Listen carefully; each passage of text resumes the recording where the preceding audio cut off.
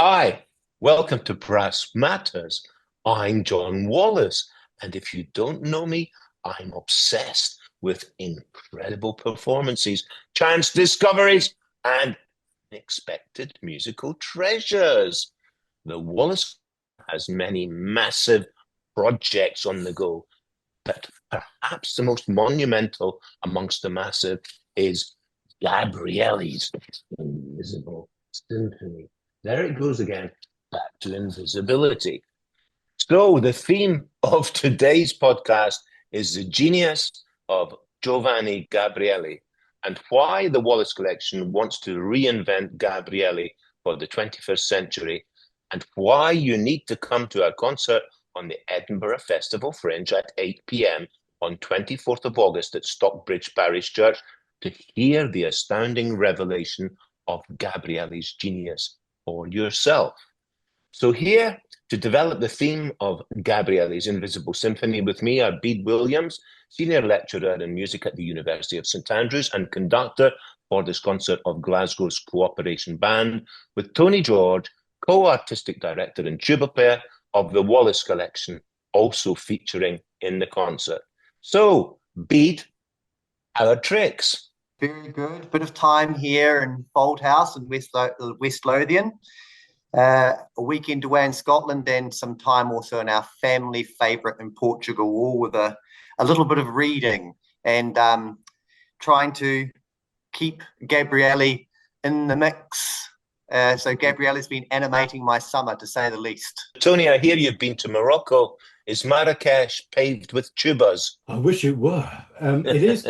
There are a lot of Moroccan trumpets, but they're only long trumpets. They're a little bit like our coaching horn, but they have very ornate bells. So I might have acquired one while I was over there, and it might be winging its way to me as we speak. Did you make your way to any instrument museums whilst you were over there?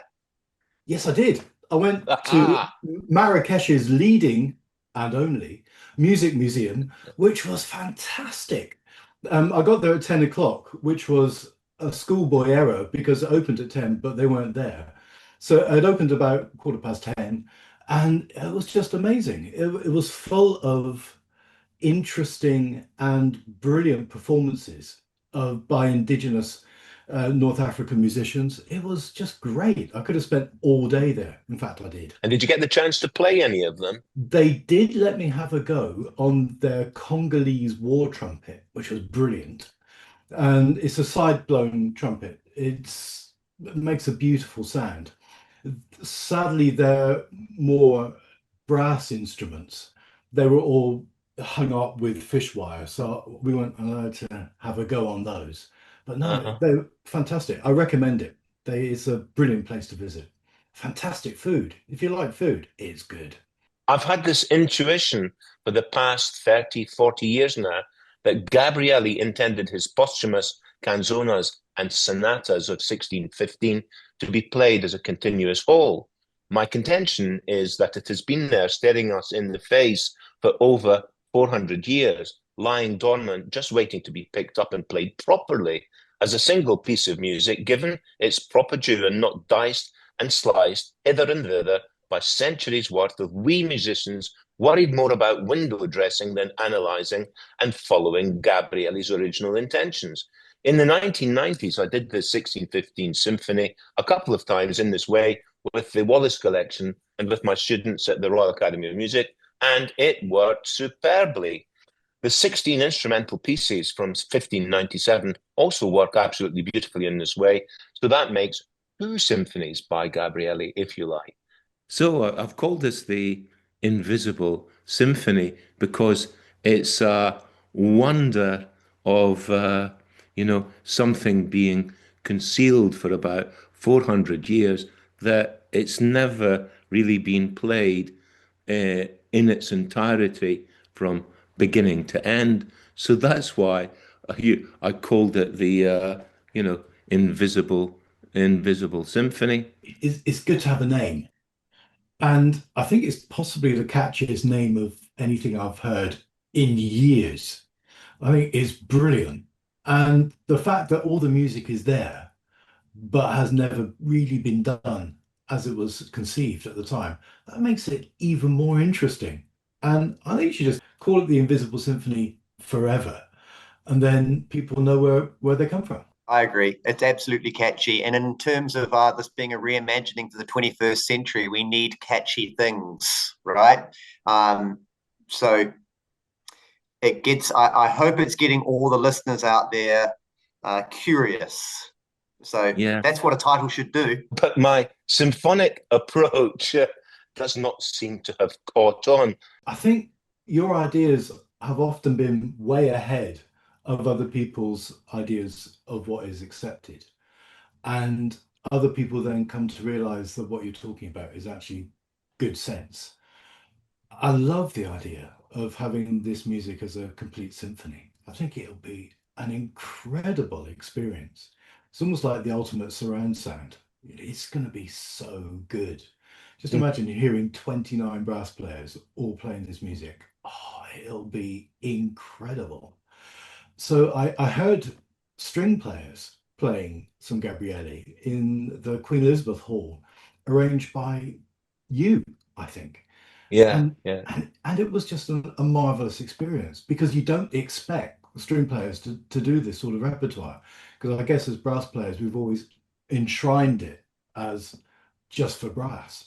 But it's beautiful music. It's almost indestructible music. It took me about 6 months to transcribe this lot, and I know you've been immersed for almost as long learning the piece for the first rehearsal tonight. It's a big occasion tonight. I mean, any first rehearsal of a big project, you feel much better once it's done. And we're going to be rehearsing with the choirs and the layout. And just this morning, I actually was conducting through in silence and trying to orientate my music stand. And it was because I've been reading about the music, listening to it lots of times with the score, some light touch analysis, lots of conversation with you, John.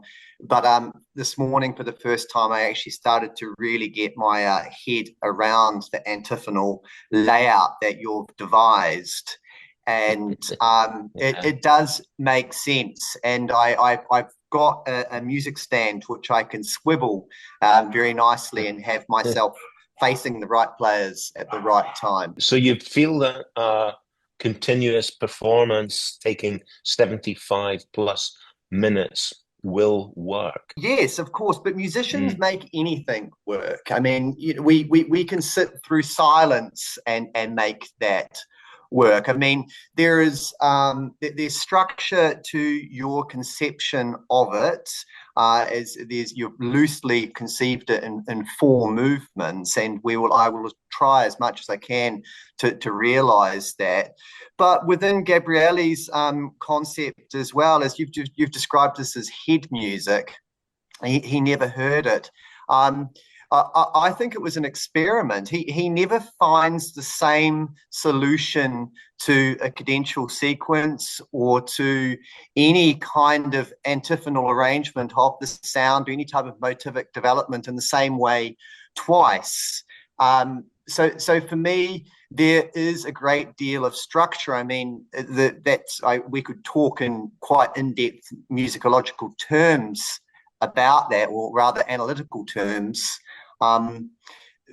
We have the repetition like we haven't really had before, and with repetition you have familiarity, and so the sequence from the point of view from a listener is definitely not amorphous sound. There's unity, there is structure, even though it is 21 discrete movements. Why does everybody pick and mix and make their own selections of Gabrieli from 1597, 1608 and 1615 and perform like a potpourri, a sort of musical licorice, all sorts? I wonder if it's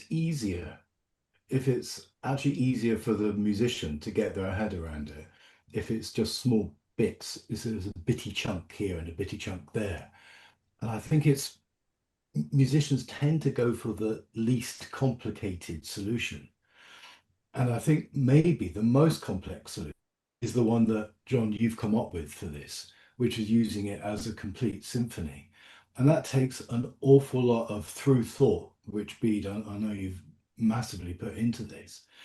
And to try and get that level of commitment, especially from brass players, can be quite tricky. I also think that there is just the simple fact that this is instrumental music from a time that we associate with vocal music, and as a style, it's transitional. It's neither late polyphony nor early Baroque, and so it's to do with I think it's actually a music which hasn't really been canonized in our public consciousness and our concert going kind of awareness.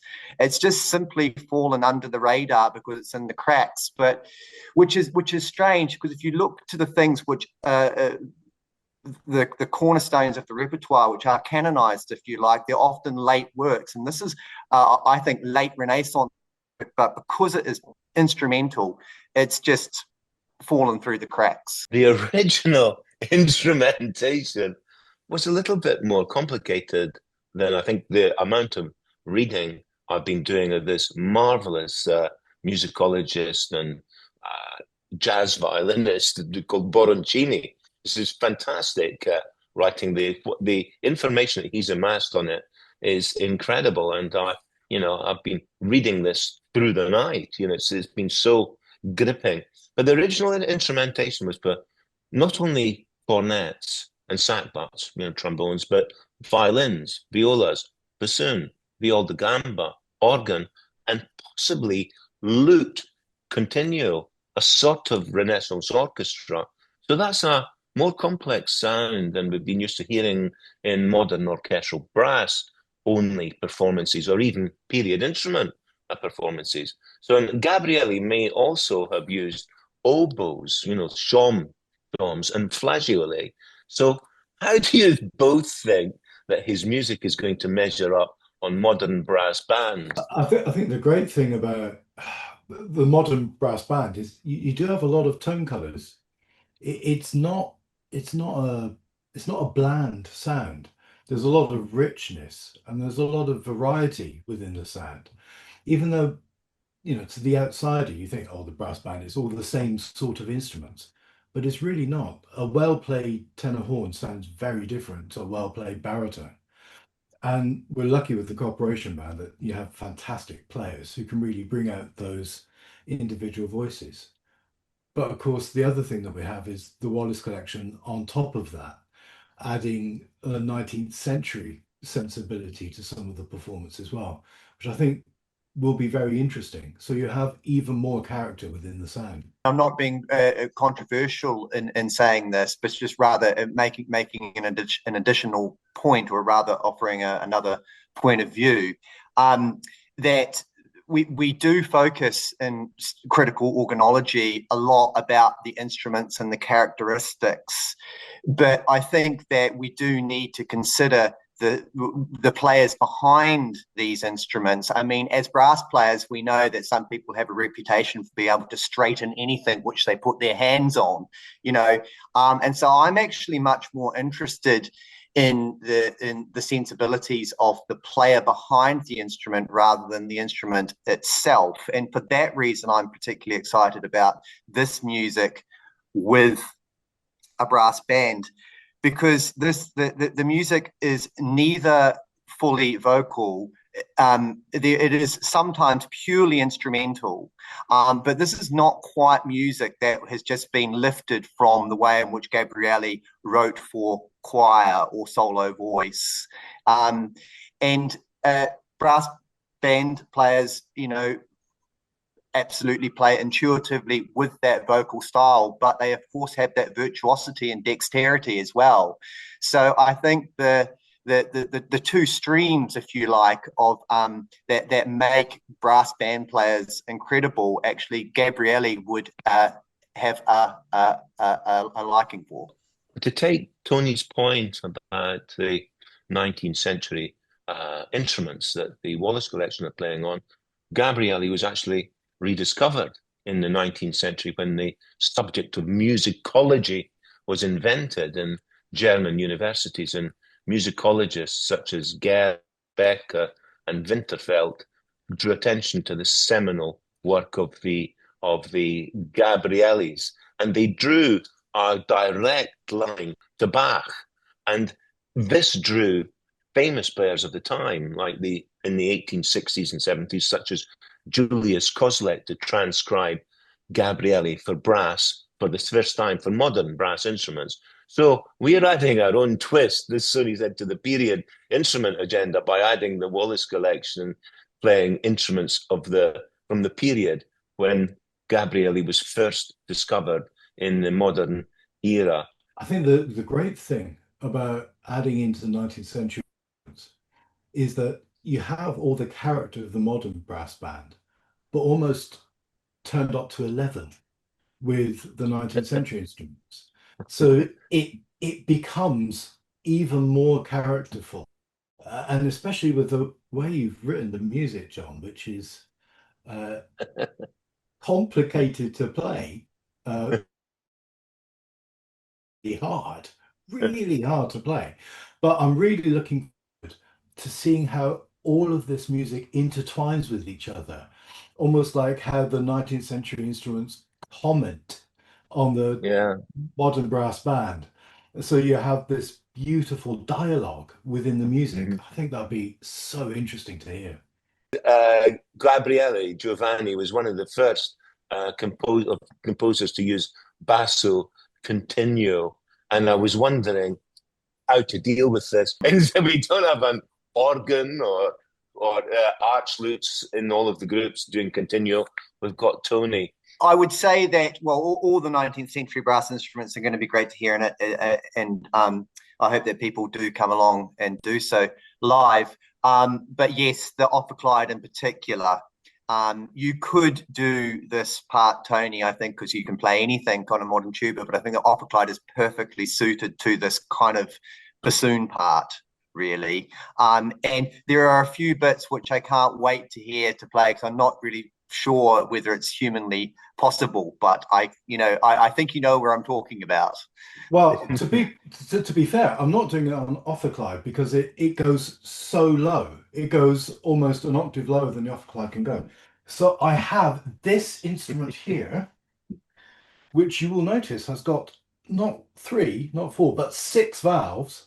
Oh wow! Yeah, wow. And good God. So I had to buy a new instrument. I had to buy a new instrument just for this concert because the music is just so difficult to play that I needed something with a bit more oomph in the bottom end. So yeah, that's what it's going to be done on. Going back to the basso continuo, with the 4 tubas in the brass band, this is obviously in Renaissance polyphonic music, we don't really quite have that clear distinction between a treble-dominated melody and a secure bass that we later come to have in the Baroque era. And this is transitional, as we're saying.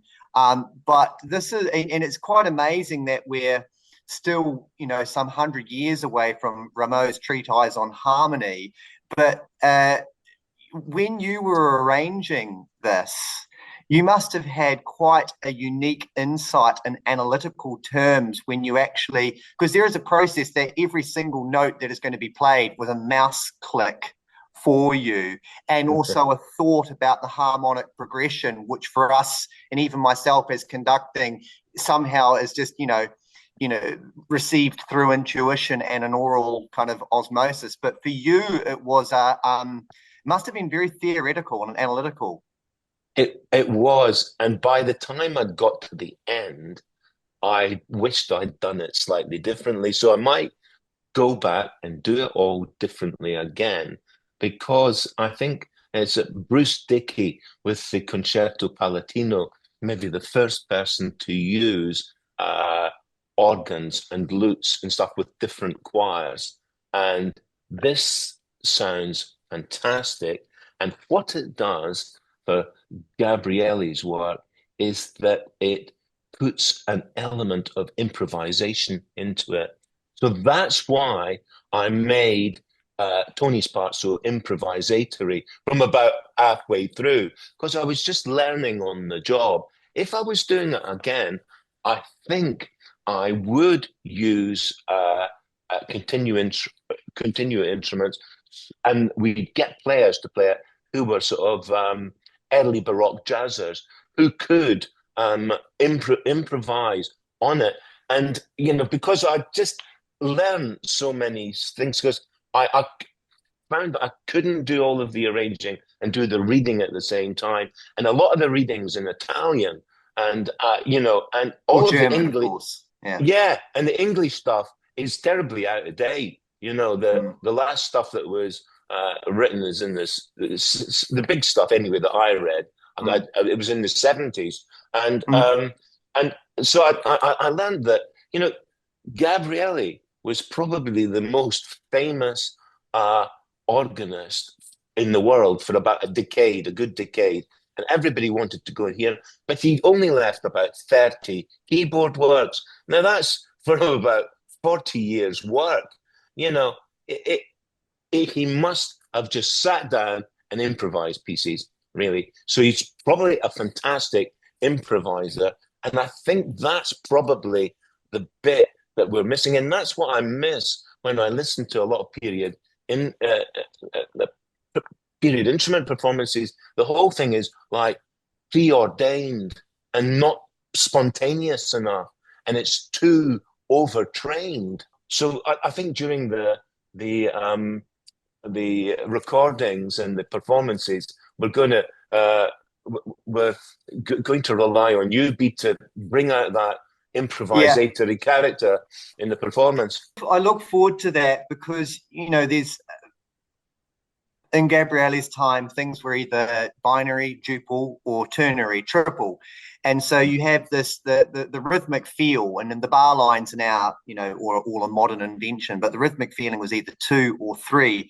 And then you have the metric modulations between 2 or 3. And there are a modern way of doing them, of making it seem like it's, like a mathematical equation, but they're actually felt.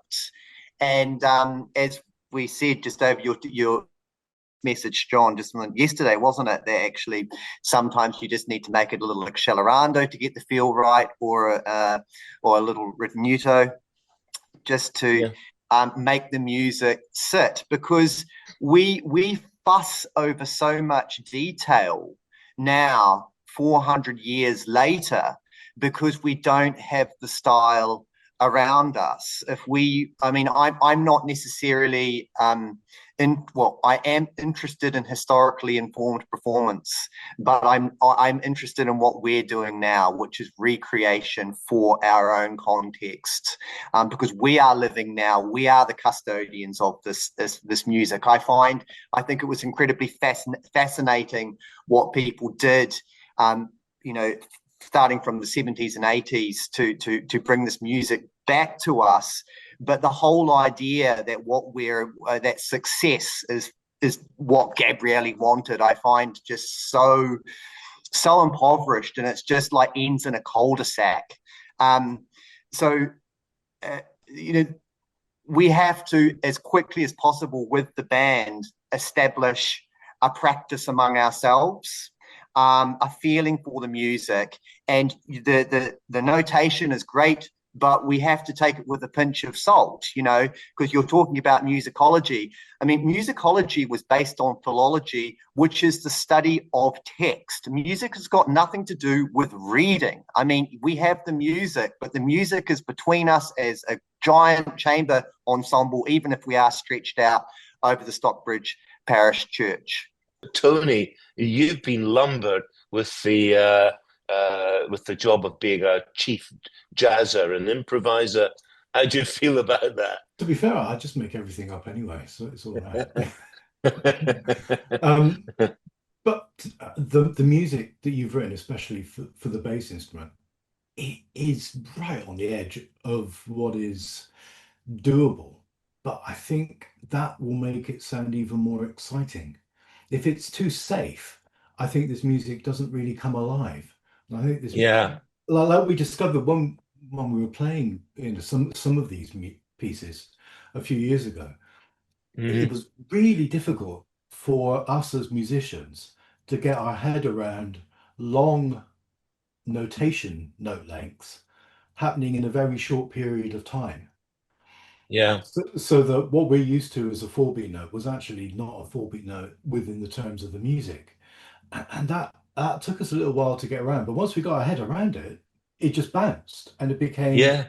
dance-like. It became really beautiful. Renaissance music was all instrumental music came from the dance. Yeah. And so we talk about dancing and music all the time, but I don't think we maybe appreciate that it was the dance steps which gave structure to instrumental music.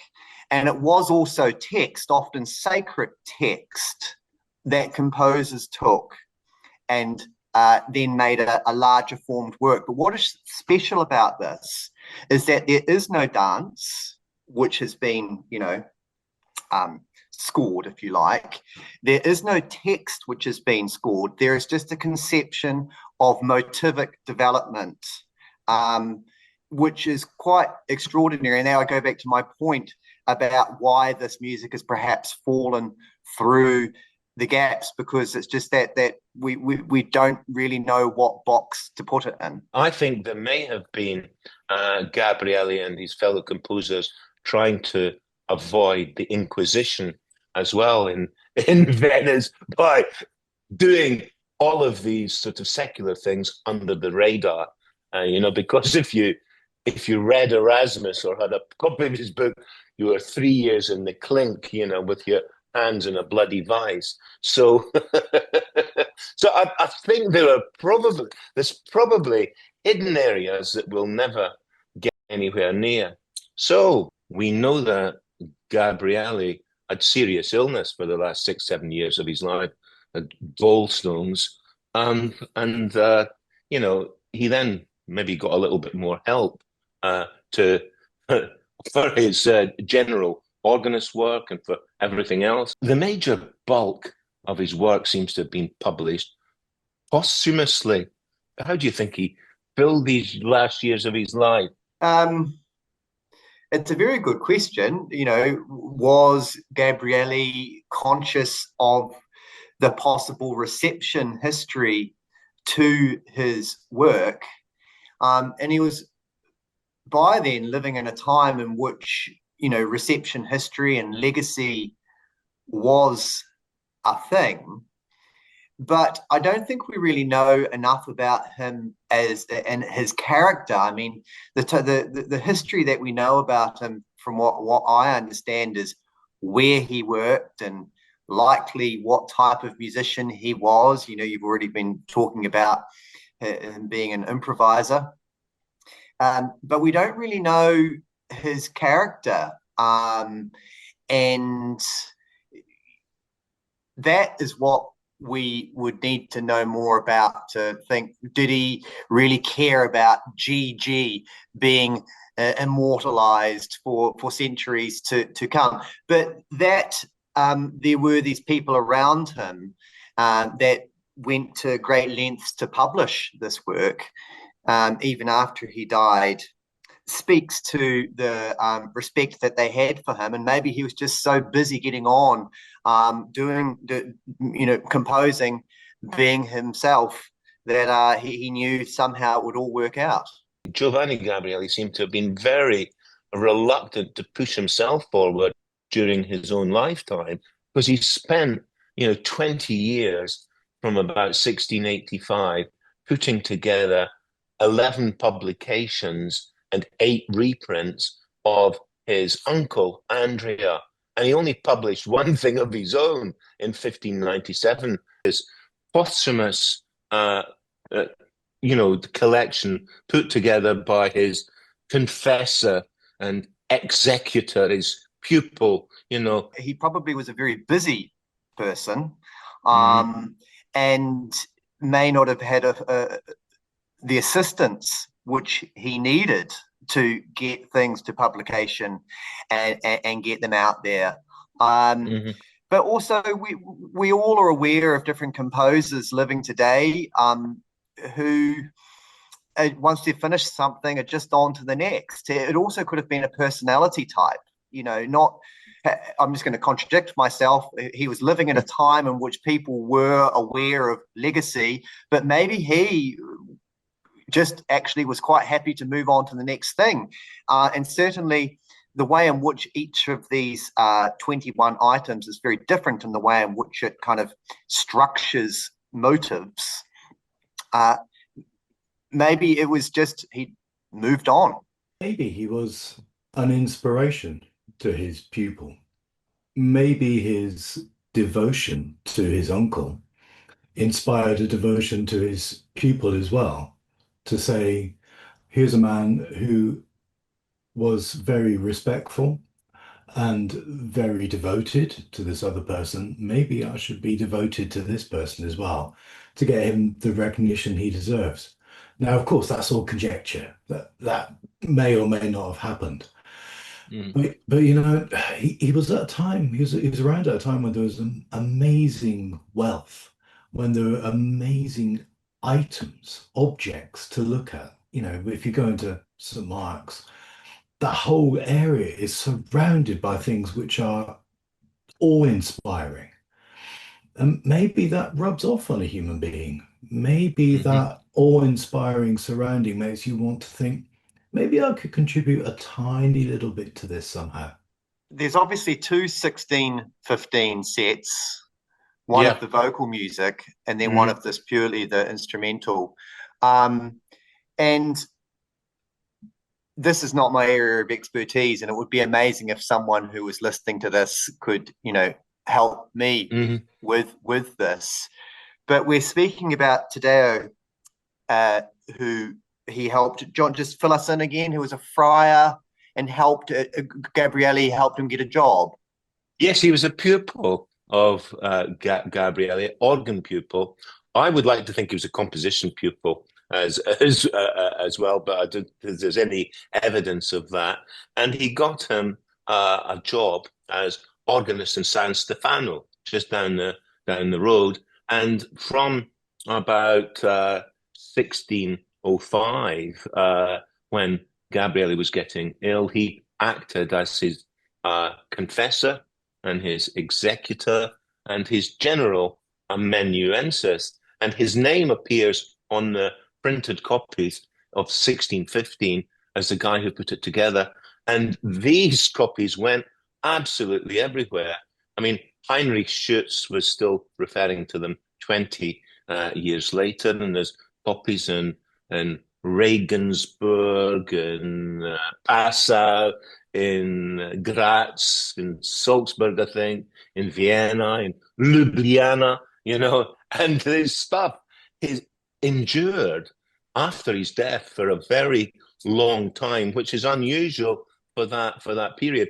And there's people that copied his stuff as well, even to the effect of William Byrd back in London. Yeah, he was definitely aware of how ideas could travel. The other 1615 set was done by Aloisi Grani, who was the trombonist in St. Mark's.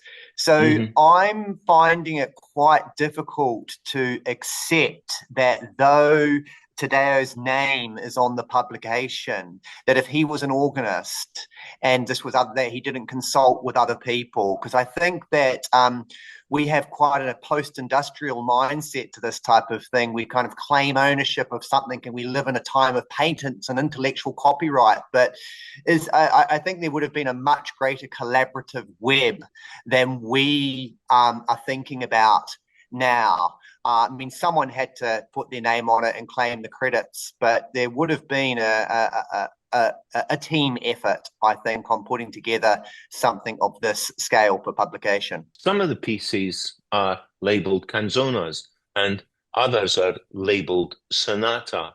Now, do you think, is there a difference in your mind about those labels? I'll go back to my undergrad music studies, where we were told quite firmly that a sonata was much more tight in a formal structure than a canzona, which was much looser.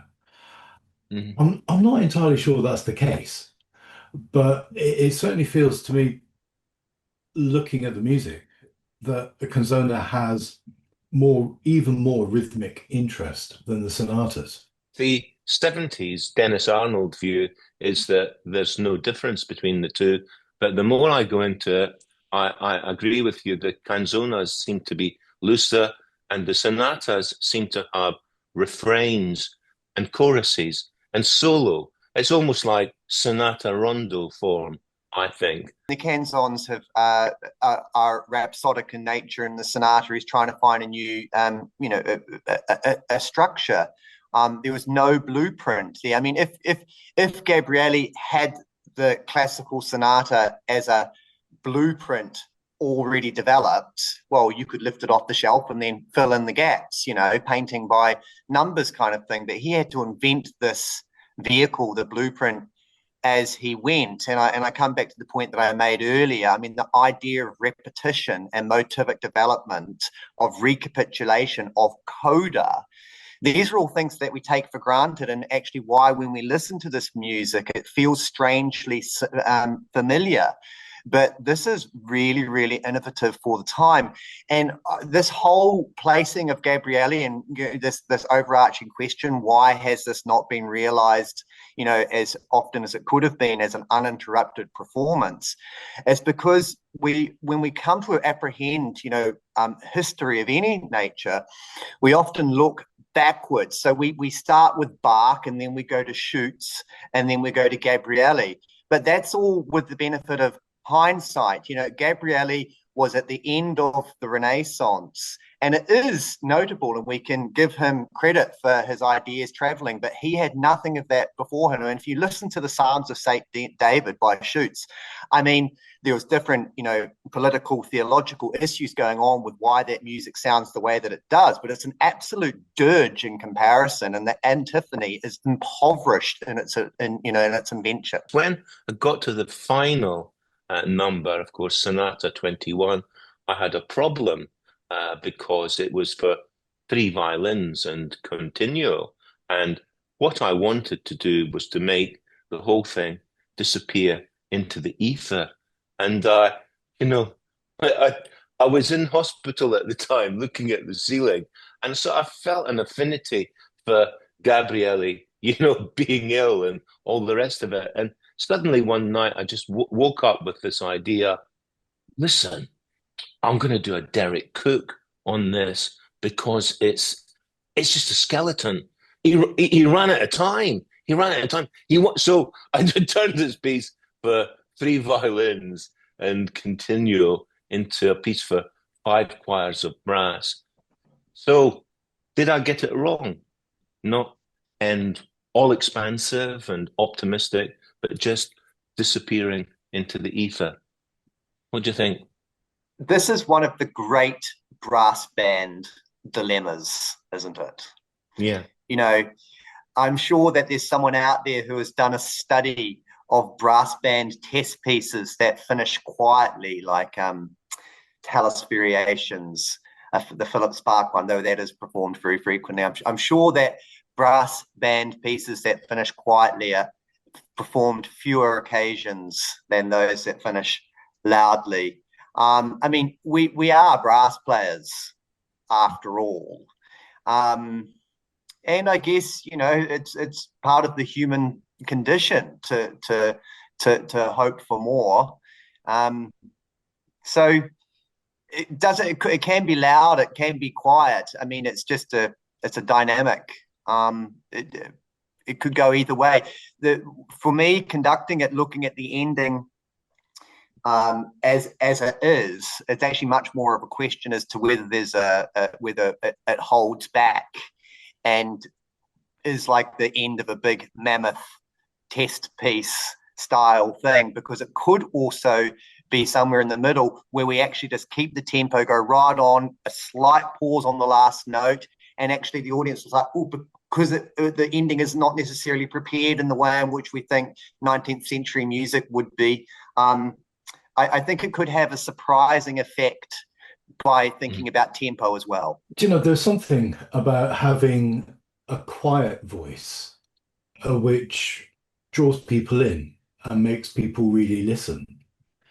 But there's also something about a loud voice, which is a bit more affirmative and a bit more, this is the final. And maybe there could be two versions. Maybe there could be a version A and a version B, and we could leave performers in the future to decide whether they want to end loudly or quietly. But for me, with all the forces that we have on stage, let's rejoice. Let's rejoice. The other thing is that people, including me, get hung up on Gabrielli's identification with St. Mark's, forgetting that he was also organist at the Scuola di San Rocco, and the Sala Capitolare, or the chapter room in the Scuola, is massive and houses a monumental series of 33 paintings by Tintoretto. It's a masterpiece of Renaissance art. And on the Feast of San Rocco in 1608, an English tourist, Thomas Coryat, had a 3-hour-long concert there, largely Gabrielli's instrumental and choral music, no galleries, all in the flat. For me, if you're going to have music of this quality, it's really nice to be surrounded by a beautiful environment so that you can really enjoy all the senses coming alive. We're lucky, I think, in that Stockbridge Parish Church is a beautiful surrounding where we can really enjoy this magnificent music. I'm sure that performers, audience, and composer alike were inspired by the paintings because I think it just adds an extra depth of humanity, doesn't it? I think going back to what we do know about the commissions for Gabrielli's music, some of these occasions in which his music performed were so subtle in their attendances that the musicians must have been stuck in corners or in all sorts of compromised or improvised positions. So I come back to actually your idea, John, that there's a certain aspect to this of it being head music, that in your head, it's a wonderful thing to be able to think about this surround sound, but realizing it is something else. I mean, you cannot get musicians to coordinate with large distances due to the laws of physics. I mean, the disjointedness of an offstage post horn solo in Mahler is a part of the aesthetic. If you've got antiphonal choirs bouncing off each other within a quaver distance of it, but they're, some 150 feet apart at opposite ends of a church, it's just going to be not together, So I think we've got to have a dose of, reality when we think about what Gabrielli might have been dealing with, because he was dealing with people just like us with the laws of physics that we have as well. There are certainly places in which you can put musicians into buildings in which the sound comes alive, and which the resonant frequencies of the building, start to reinforce the sound. And brass players do that very naturally, play into the spaces of buildings. We have our bells, we arrange our music stands. So I think that when we get into Stockbridge and when we're dealing with this music in the way that you've arranged it, John, we, like the musicians in Gabrielli's time, will be having to experiment and do what we do well and find solutions. Brass bands, to my knowledge, have sat in a fairly similar seating pattern since the 1930s.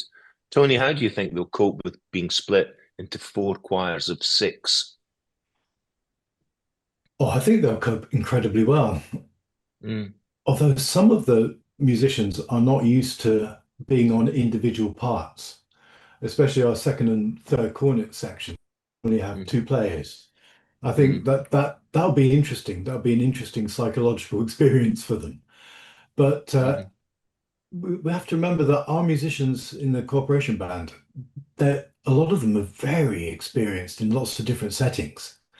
So being able to play in a group of 5 or 6 musicians in a unit, I think they're going to really enjoy it, and it'll give a lot more sense of how important each individual part is in this music.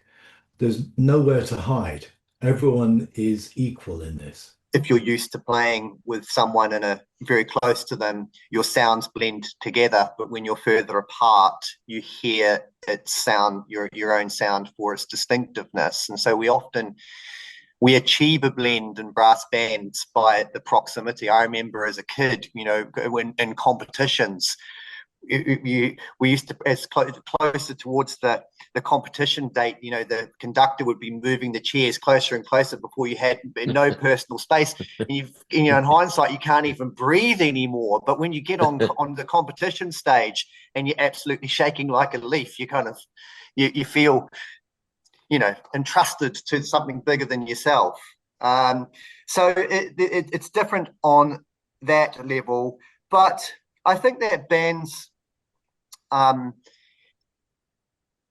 want to find another way of being, becoming part of the mainstream. And here is a composer who is deeply rooted in music history, who has a wide following from all aspects of our musical life, even if this piece is completely underappreciated and unrealized.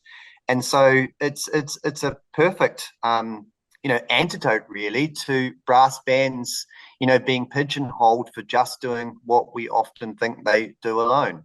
Do you think bands are up for anything these days? We're asking them to play 400-year-old music, throwing the whole bloody works at them. I think there's a long history of brass bands wanting to do different material.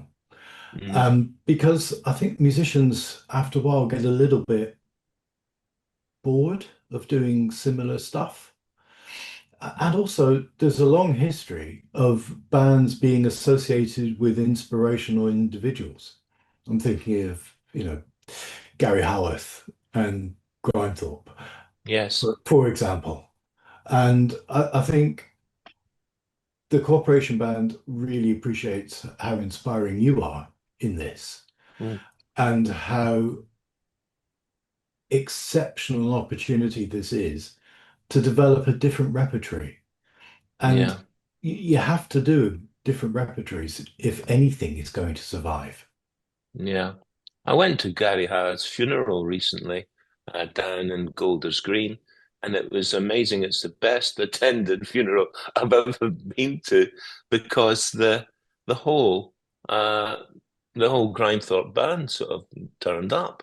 It was incredible, really, to be there. If you all want to hear Gabrieli's Invisible Symphony live in concert and make it visible, it's at 8 p.m. on Sunday, the 24th of August, with the cooperation of the Wallace Collection, conducted by Bede Williams in Stockbridge Parish Church as part of the Edinburgh Fringe Festival. And that's it for today. I hope you don't have RSI from all the mouse clicks of every single note that's going to be played. I do actually. I just want to say thank you, actually, for giving us a chance to play this. It's unbelievably good. Unbelievably good music. The concert's on Sunday, 24th of April, 8 p.m, Stockbridge Parish Church. Tickets are available on the Edinburgh Festival Fringe Eventbrite pages or at the door, and a filmed recording of the event will be available on all major streaming sites and YouTube soon after the event. And thanks to Bede Williams. Bye. Thanks, John. And Tony George. Bye. For helping me prove that brass matters.